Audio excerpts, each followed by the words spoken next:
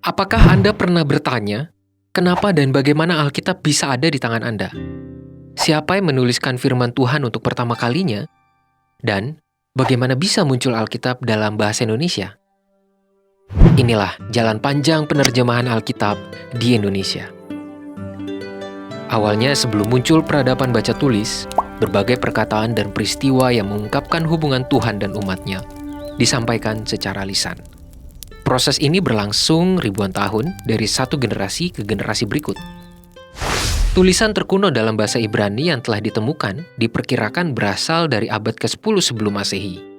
Walaupun masih langka sekali, kemampuan baca tulis memungkinkan firman Tuhan diabadikan dari generasi ke generasi. Dalam Alkitab Ibrani atau Perjanjian Lama, bahasa yang paling umum adalah bahasa Ibrani. Ada juga sedikit bagian yang memuat bahasa Aram. Sekitar abad ketiga sebelum Masehi, umat Yahudi di Mesir mulai menerjemahkan Taurat Ibrani ke dalam bahasa Yunani. Bahasa pengantar yang paling umum digunakan setelah Alexander Agung menaklukkan bangsa-bangsa sekitar Laut Tengah. Terjemahan terkuno ini dikenal sebagai Septuaginta. Kelak Septuaginta akan digunakan oleh sebagian besar gereja purba yang berkembang pesat di lingkungan berbahasa Yunani di seantero Kekaisaran Romawi. Pada abad kedua hingga abad kelima, dilakukan kembali penerjemahan Alkitab sesuai dengan kebutuhan dan konteks pembaca, di antaranya ke dalam bahasa Syria dan Latin. Selanjutnya, Alkitab diterjemahkan ke dalam bahasa Arab dan kemudian bahasa-bahasa Eropa. Proses penerjemahan Alkitab akhirnya sampai di wilayah Nusantara. Albert Cornelis Ruhl, seorang saudagar VOC yang datang ke Nusantara, mengambil inisiatif untuk menerjemahkan Injil Matius ke dalam bahasa Melayu. Terjemahan ini diterbitkan pada tahun 1629 dan tercatat sebagai bagian Alkitab yang pertama kalinya diterjemahkan ke dalam bahasa di luar Eropa. Proses penerjemahan Alkitab di Nusantara tak berhenti sampai di situ. Di era kemerdekaan Republik Indonesia sejak awal tahun 1950-an, dimulai penerjemahan Alkitab ke dalam bahasa Indonesia. Awalnya dilakukan oleh para pakar dari luar negeri, namun sejak berdirinya Lembaga Alkitab Indonesia, tugas ini beralih kepada putra-putra Indonesia. Proses penerjemahan Alkitab terjemahan baru ternyata membutuhkan lebih dari 20 tahun. Menjelang akhirnya, Lembaga Alkitab Indonesia melakukan konsultasi nasional di Cipayung pada tahun 1968. Selain para utusan gereja Protestan, lembaga pendidikan teologi, para ahli bahasa, konsultasi ini juga diikuti oleh utusan gereja Katolik. Dengan semangat kebersamaan lintas gereja, akhirnya disepakati agar Alkitab terjemahan baru yang akan terbit menjadi Alkitab yang digunakan bersama-sama oleh gereja-gereja di Indonesia, baik Protestan maupun Katolik. Berdasarkan hasil konsultasi tersebut, Lembaga Alkitab Indonesia menerbitkan Alkitab terjemahan baru pada tahun 1974 yang masih digunakan oleh gereja-gereja di Indonesia hingga saat ini. Edisi Katolik yang memuat Deuterokanonika terbit tahun berikutnya. Lebih dari setengah abad telah berlalu sejak konsep Alkitab terjemahan baru dipersiapkan di era tahun 1950-an. Tidak dapat tidak, bahasa Indonesia pun mengalami perkembangan. Tidak mengherankan bahwa terdapat kata-kata dalam Alkitab terjemahan baru tahun 1974 yang sudah mulai asing atau bahkan mengalami perkembangan makna di masa sekarang. Perkembangan seperti itu mendorong Lembaga Alkitab Indonesia untuk memperbarui terjemahan Alkitab. Proses pembaruan terjemahan ini didasari pada teks-teks Ibrani, Aram, dan Yunani.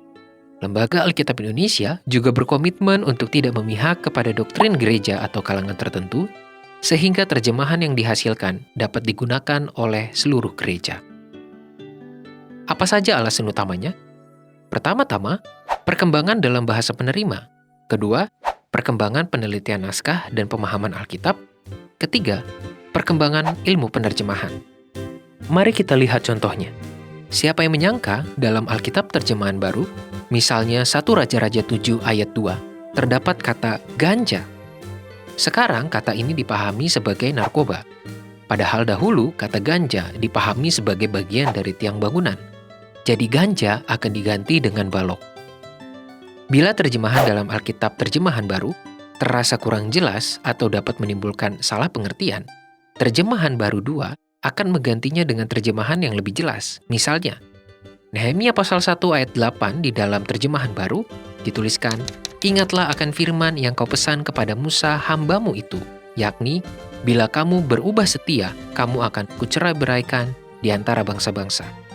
Sedangkan di dalam terjemahan baru 2 akan dituliskan, "Ingatlah akan firman yang kau sampaikan kepada Musa hambamu itu, demikian, bila kamu berlaku tidak setia, kamu akan kucerai-beraikan di antara bangsa-bangsa." Agar istilah berubah setia tidak disalah mengerti sebagai berubah menjadi setia, padahal yang dimaksudkan justru sebaliknya, supaya lebih jelas maksudnya, terjemahan baru 2 akan mengubahkan berubah setia menjadi berlaku tidak setia, seperti contoh di atas.